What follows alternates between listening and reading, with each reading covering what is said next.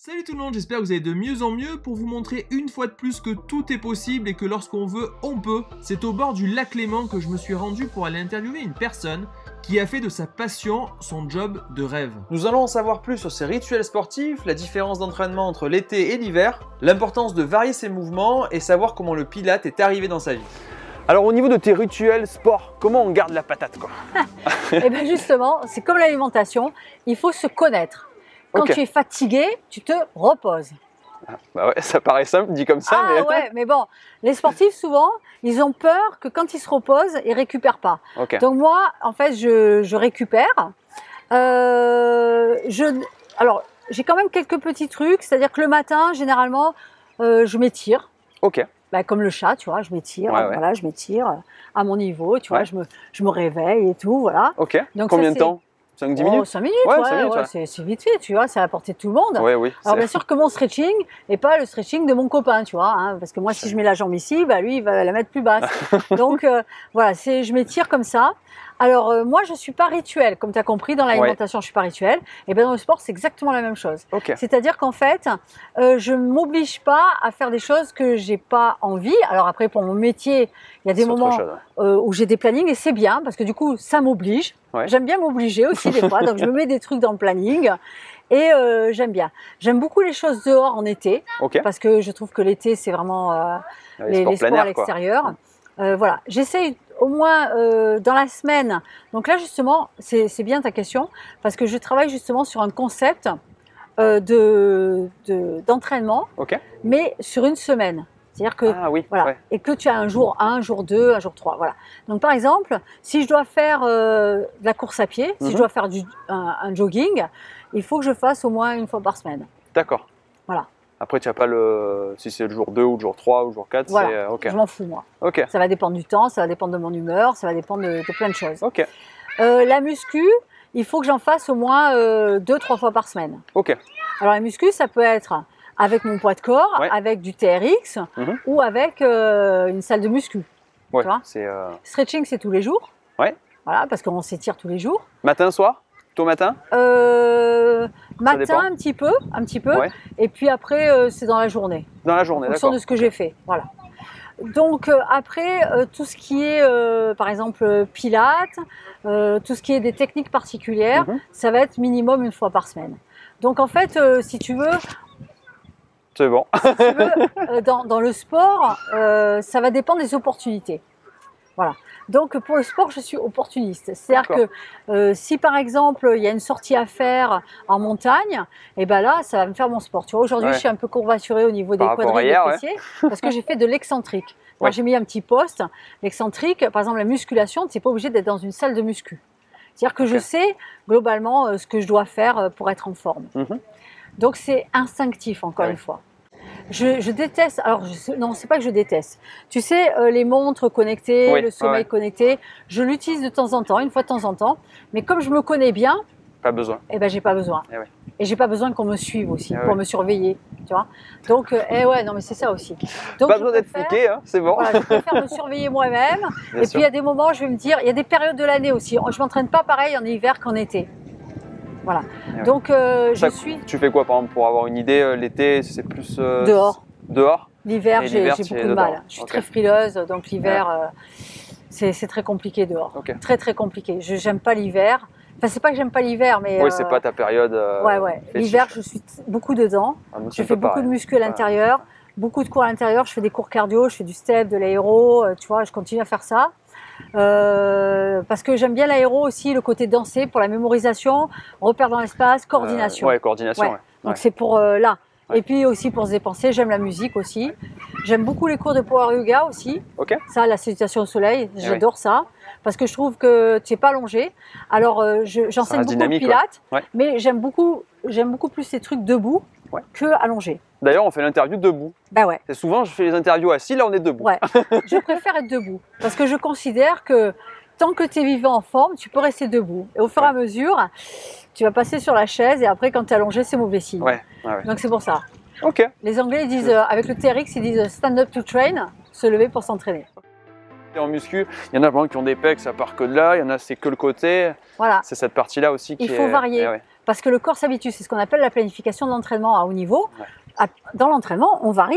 C'est-à-dire qu'on augmente les charges tous les 3 semaines. 3 semaines. En fait, tu fais un entraînement, tu le gardes 3 semaines, tu augmentes les charges d'entraînement, ou l'intensité ou le volume. L'intensité, c'est d'ailleurs l'intensité, où tu peux augmenter le volume. Tu passes de 10 répétitions à 20 répétitions, à 30, à 40. Ouais, après c'est... Voilà. Après, ça te fait des entraînements de 3 heures. Oui, c'est pour ça. Bon, voilà, et tu fais ça sur 3 semaines. Après, tu fais une semaine de repos. Alors là, là, les gens, tu vois, quand je dis une semaine de repos, mange aussi, voilà, c'est le stress, je vais prendre du poids. Non, tu fais une semaine de repos, tu vas faire une marche, sans faire de sprint, tu fais un truc cool, tu fais du dessin. Ça correspond quand on prend un traitement, par exemple, je fais de la gémothérapie moi en ce moment. C'est une fenêtre thérapeutique en fait. C'est une semaine de récup. De récupération, c'est une semaine de récupération. Qui est très importante. Eh bien oui. C'est comme dans ta semaine d'entraînement, par exemple, tu vas avoir des activités qui vont te relaxer, par exemple de la relaxation, ou de la sophrologie, ou de la méditation. Et ça, c'est inclus. C'est ça dans une semaine d'entraînement. Moi, quand je parle de l'entraînement, c'est ça aussi. C'est global, Ah oui, c'est pas que la muscu, que la course à pied. Non, il y a aussi les étirements, il y a aussi la relaxation, il y a aussi la méditation. Ah, ça, pour moi, c'est l'entraînement. Je le mets dans le physique, parce que tu le fais avec ton physique, mais tu le fais avec ton esprit. Complètement. Donc, si tu veux, moi, je pars tout du physique, mais pour aller à l'esprit. Voilà. C'est ça le sport. Ben oui. C'est la coordination, comme tu disais. T'as pas ton cerveau d'un côté. Alors, il y a des gens qui disent ça, qui disent, ouais, moi, quand je cours, je laisse mon cerveau d'un côté, ou quand je fais ça, je laisse mon cerveau d'un côté. Ben non. Non, pour moi, les deux sont liés. Un truc, pour moi, les deux sont liés. C'est peut-être dans la douleur que tu laisses ton cerveau de côté, justement. Mais il y a plusieurs tendances après. Méditation, du coup, tu fais toi ou pas? Oui, je fais de la méditation aussi, oui. Matin, soir, ça dépend quand tu as envie, au final. Ça dépend. Quand tu as envie. Ça dépend du temps, de la fenêtre thérapeutique que j'ai. Exactement, oui. Et ma mère était une adepte de la méditation. D'accord. Elle en faisait beaucoup, beaucoup. Donc j'avais vraiment 2 parents très différents, moi. C'est chouette. Tu as pu piocher un peu le meilleur des deux pour... Exactement, c'est ce que j'aurais toujours dit. Comment t'es arrivé dessus? Eh ben, tu vas voir. Alors j'ai la trentaine, je suis formatrice, je suis recrutée d'abord par Nike pour être présenteur. Pour être présenteur sur les salons, avec une équipe. Et moi, on m'a recrutée parce que je suis physique. Voilà. Donc moi, je fais les cours physiques, je fais les cours physiques. Voilà.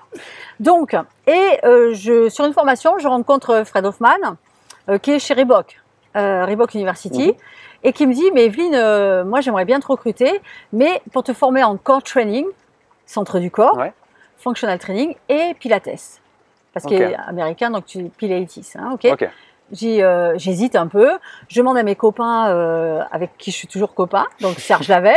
Ah bah oui, Serge. Qui était chez Athlete Nike, hip-hopper, donc qui fait du hip-hop. Lui, c'était spécialiste de hip-hop, et moi, j'étais spécialiste aérobique. Tu vois, et on travaillait ensemble. Sa spécialité. Et on s'entendait très bien. Et on s'entend toujours très bien. Donc, tu vois, c'est des liens qui sont restés. Je demande à mes amis, il y a Terry Lynn McFadden qui est à Nice, qui a un centre de pilates et de yoga, à qui je demande. Elle me dit, Evelyne, tu vas voir, c'est génial, vas-y. Donc, je signe pour Reebok, je laisse tomber mes copains, plus ou moins, pas vraiment. Et je vais chez Reebok et ils m'envoient aux États-Unis pour me former en pilates, en power yoga à l'époque. Et donc là, on est en 1997-98. Tu vois, et ça devient, et c'est tendance maintenant. Ça fait 23 ans. Tu te rends compte ? C'est hallucinant. Et donc, je rentre en France et tout de suite, je dois mettre en place ces formations. Tout de suite, je dois présenter au salon. Et en fait, c'est comme ça que j'ai commencé. Alors après, pour le Pilate, j'ai commencé tout de suite à donner des formations, à donner des cours. Alors t'imagines les gens qui avaient l'habitude de faire des cours hyper dynamiques, avec des pompes, des sauts, machin. Une petite abeille qui est venue te dire bonjour. Et puis une coccinelle. Et donc, je viens sur un truc hyper zen, concentré. Mais moi, j'avais déjà l'habitude parce que l'aérobic, ça rigole pas, quoi. Quand tu mets le bras comme ça, ton voisin qui fait avec toi, s'il met le bras comme ça va pas du tout, hein. Donc c'est hyper précis. C'est pas tous les jours que vous allez voir ça, donc je remercie Evelyne pour avoir regardé dans ses archives et m'avoir fourni ces photos exclusives. Le volet, c'est hyper précis aussi, mais dans la finalité du ballon. Donc à la limite, si tu fais ça et que tu es hyper précis, ou que tu fais ça, tu es hyper précis, on s'en fout, du moment que tu es hyper précis à la fin.